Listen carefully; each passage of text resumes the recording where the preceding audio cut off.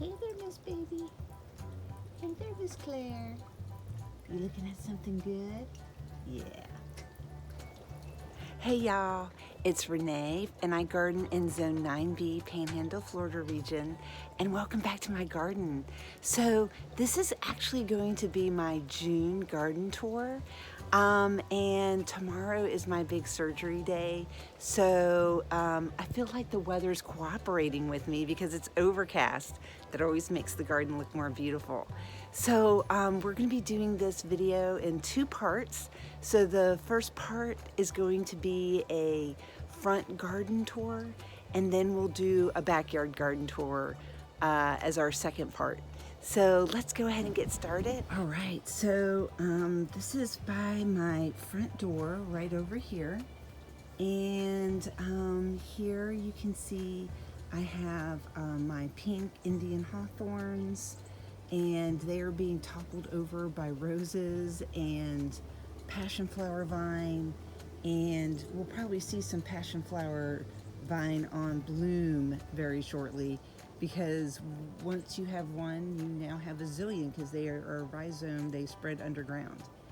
My homemade drift white standard tree form rose bush is looking great.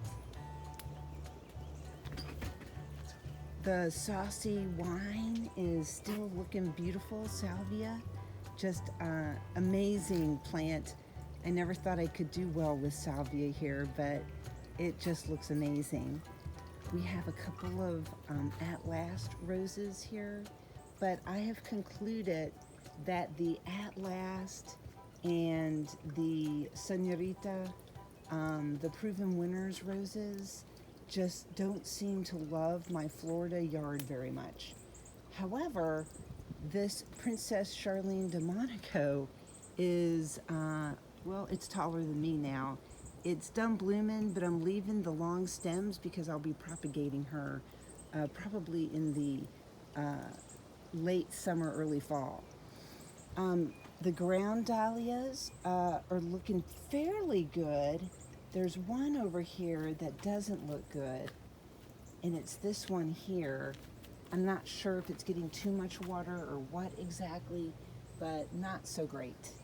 My English daisies, well, they have a love-hate relationship with Florida. They did great in the spring, but they're not really loving this hot summer. And apparently a lot of animals love to eat these. So I'm finding a lot of nibbled ones. You'll see in the backyard where I planted some ones that I did from seed. Are not looking so hot, but I'm gonna wait. You know, we'll see how they're gonna do for next year. The cosmos are pretty much almost all done, and I've actually been gathering their seed heads and getting seeds from them. They are pretty easy for doing that. Basically, you just break them up like this, and then a lot of the time you can just blow on them, and any of the shuff will go away, but it'll leave the good little seed pods behind. So I've been gathering some of those for next year. I've got some new plantings in here that you may, if this video goes up before those, just know that they are coming. But basically, I have some more kangaroo paw that I've planted right in here and back over there. I actually divided them, and some, I think all but one is going to take. So, and that one is right there. I'm not sure that one's going to take it all, but that's okay. No worries.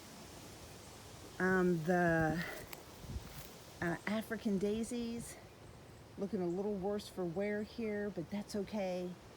Hopefully they'll be doing better soon.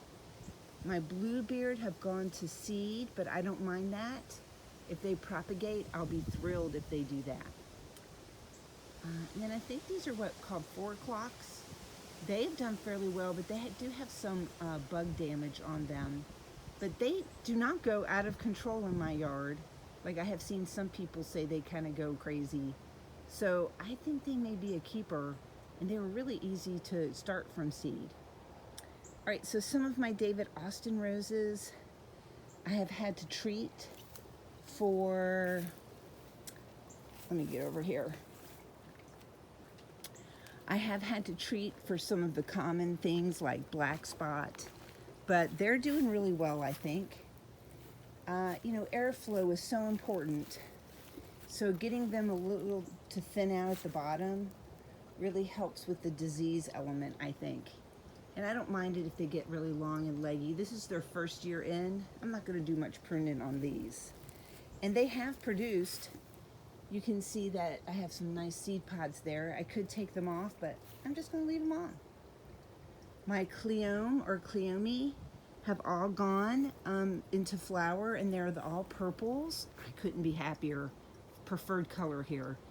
And then these are going to be their seed pods. Right here, I'm going to probably wait until they're a little bit bigger and they're starting to split open before I'll harvest those. I know Cleome aren't known for having a high germination rate, so I want to get as many of those as I can. Perhaps my husband will be doing that.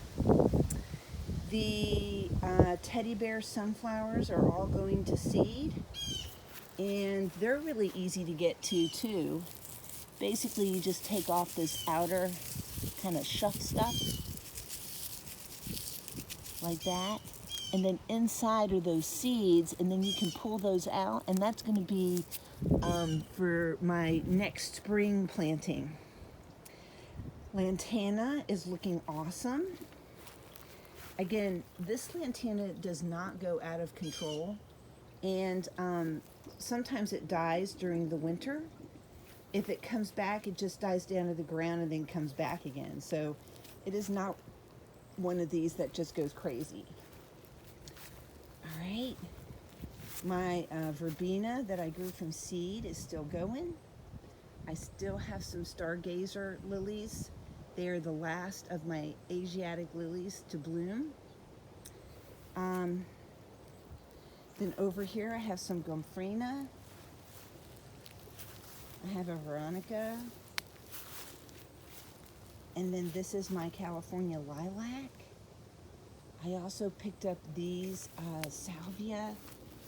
These are relatives to the saucy wine one. This is like a red wine one here. I got one big 3-gallon pot. There were 3 plants in it. I got it half off at Lowe's. I think each plant is $2.25 each when you break them up.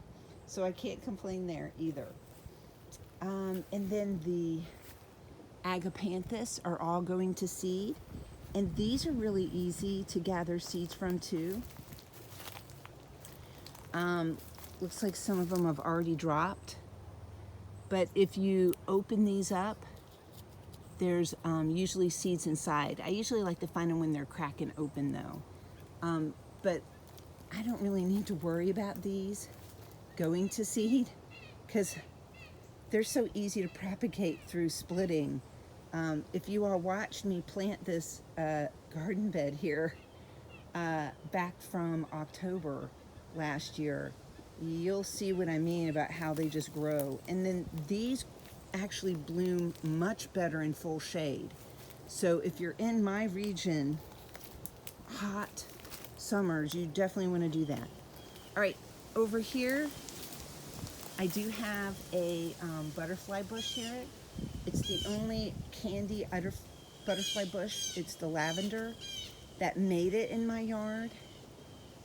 I think there might be a pink one in the full shade. And then I planted another one over in here. You can just barely see it. It's kind of a raspberry color. Adore it. But I have not been able to get in here and cut out this extra grass. Still getting a few blooms from my drift roses. This is the apricot hedge along the side of my driveway. And then no new fruit from this mulberry tree, but that's okay. It was great while it lasted, and hopefully next year I'll get even more. Let's go ahead, and we're gonna walk over here.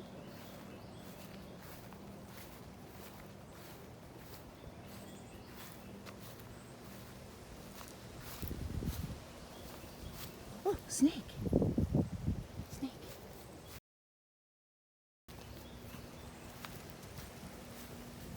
Ooh, nice little ribbon snake there. He was fat. All right. So I have researched these quite a bit, and I believe, and I could be wrong, but I think these are a native Floridian boxwood that I found just growing wild in my backyard.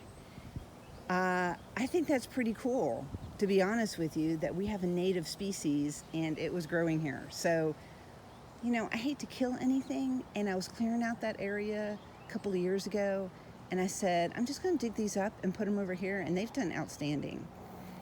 All right, so here is another mulberry tree.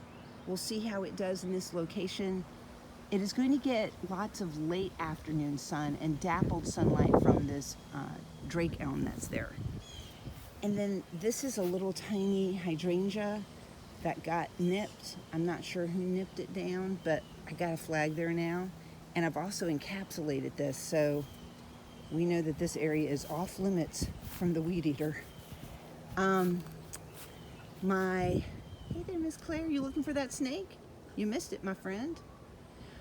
So over here, I have my roses. A lot of these are macrophilia.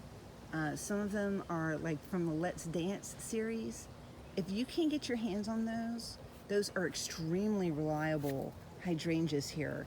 And their leaf shape is a little different, I find, from others.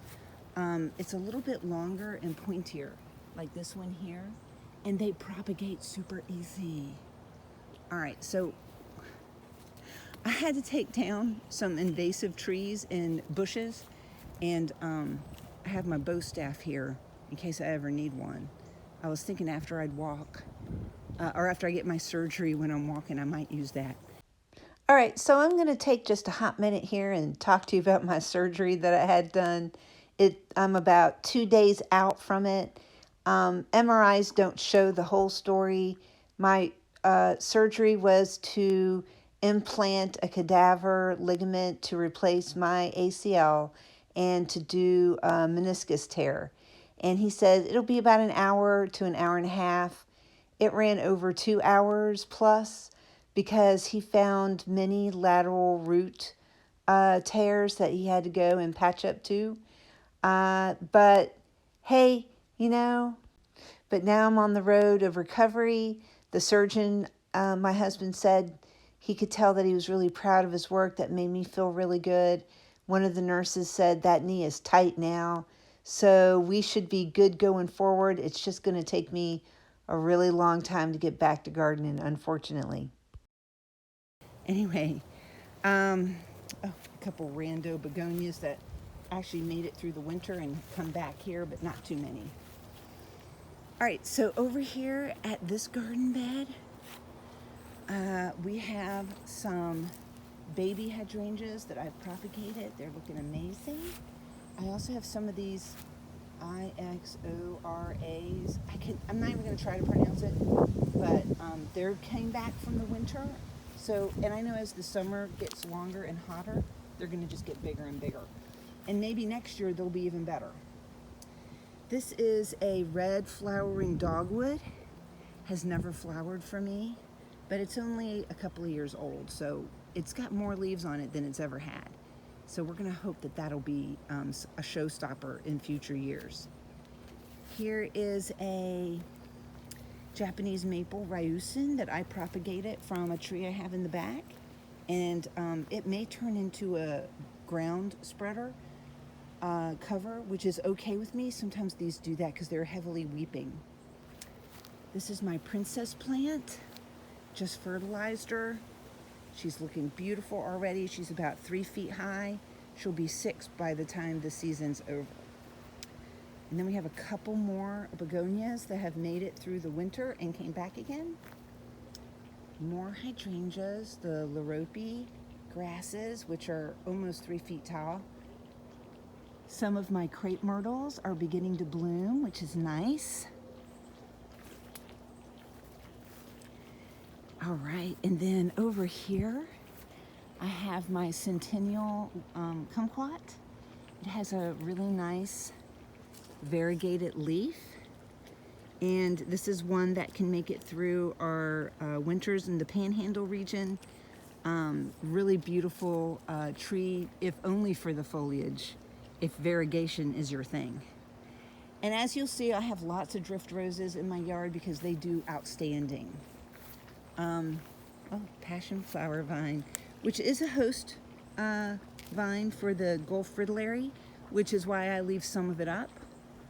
Got some more lily of the Nile over there with the agapanthus, and then a red drift rose, a volunteer crepe myrtle because that's what they like to do in my yard.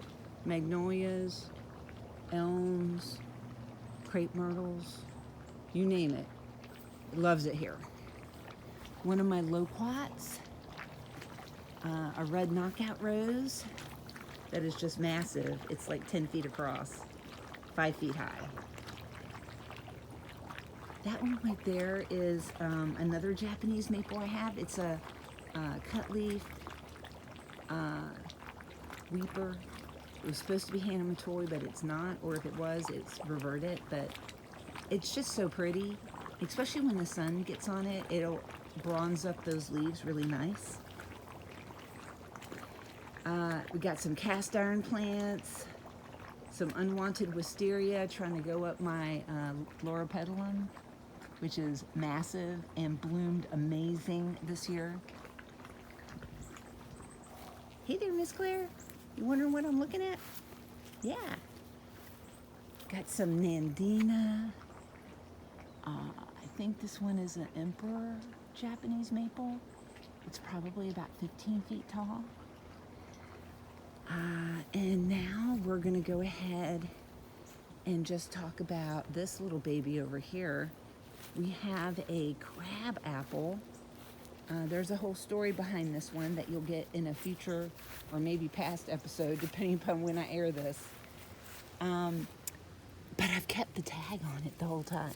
So this one is called a Rose Low Sargent crabapple tree.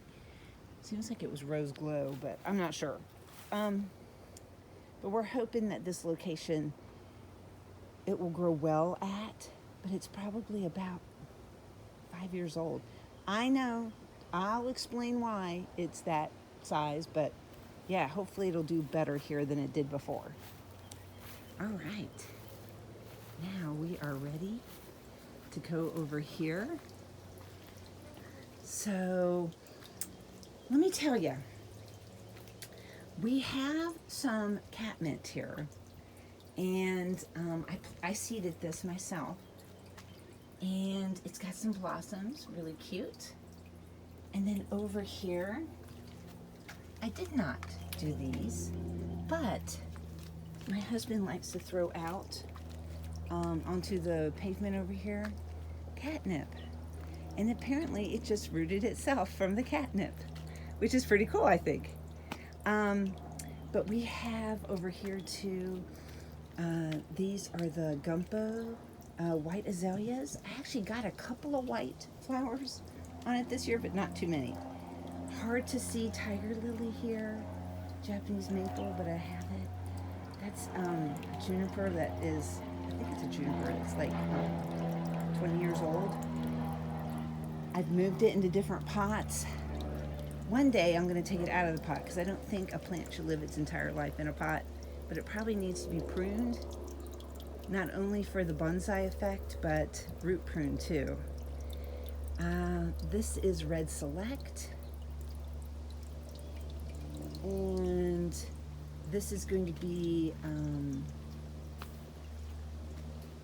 what are you? It's a wonderful tree too. That's what happens when I go through and look at my Japanese maple. Sometimes it just eludes me. But this is the one that is a red cut leaf, but it is non-weeping. It is an amazing tree. It is gorgeous. Hopefully by the time I edit this video, I'll remember, because that's what happens to my memory. It just jiggles when I'm doing the editing. Also, we have eye candy here, looking green and healthy for its form. And then over here, we have Ukagumo, and you can see it still has a little bit of its white speckling, getting a little on the crispy side, but not bad. Still holding on to a lot of green. Happy with that. All right, we got some out of control Nandina. Probably needs to be cut back real soon. And now we're gonna go over here.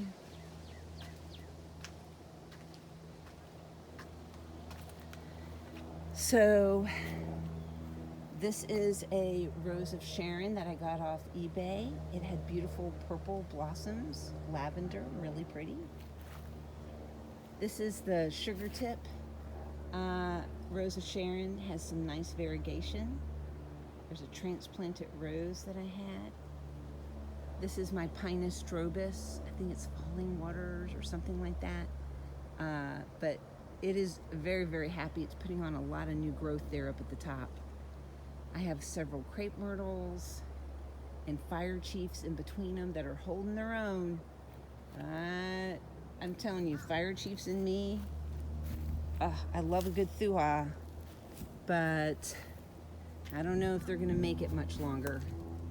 Some of them are starting to experience some dieback, and that's what happens with the thuahs here. But this right here, this juniper, it is out of control, turning into a sea. I mean, this could be my new lawn if I don't want to walk on it. I'm just saying, I could do this for my front lawn. But then my plans for possibly turning the front lawn into a cut flower garden would be gone. All right, so down here are some autumn lily azaleas, like encore azaleas. There's like a Purple Majesty. They're all doing fine. This one is a cool one. Its leaves turn orange in the winter, and then it gives me these beautiful coral flowers. I did have like an autumn lily right here, but it didn't make it. And I'm pretty sure it's due to watering issues, but that's okay. That is a coral honeysuckle that constantly needs cutting back. It's actually got a pot underneath it, but I'm pretty sure the pot has cracked and it's now got its roots in the ground. And then over here, I do have one Duranta or golden berry somewhere, but those don't do so great here, just honest with you. This is some wild St. John's wort that I had volunteer in my yard, and I transplanted over here, and it is so happy. And they have happy little yellow blossoms, so I'm happy to leave that there. And then this one, I can't ever remember the name of it. And I don't think, did I save the tag? Oh my God, I saved the tag.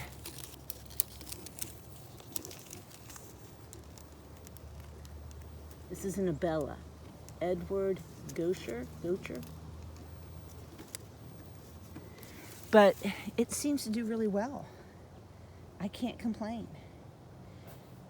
So this one comes back every year too. There's my one Golden Bells or Duranta.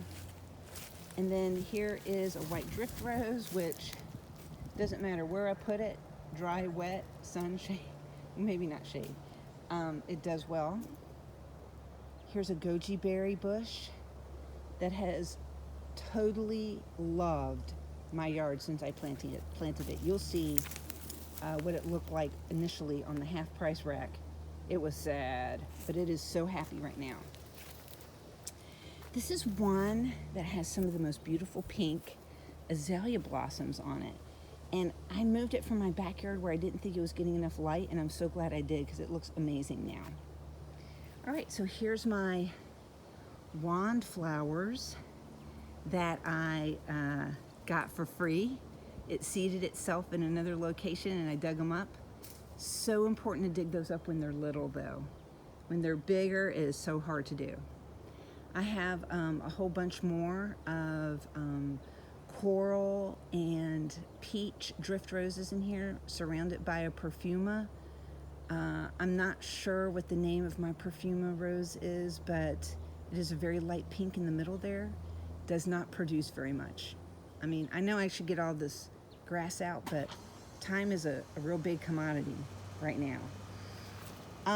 So this is a pink chiffon from Proven Winners. This is my blue chiffon from Proven Winners, and then I have one more pink chiffon in here. And then I have some amaranth, but it doesn't look like the amaranth that was on the packet. The amaranth on the packet was like, was it Joseph's Coat or something? It's supposed to have a bunch of yellow and red, and they turned out to be all red. I don't know if that's just because it's the Florida sun or what, but there you go. At least they wound up being rooted and lived in Florida, which is saying a lot.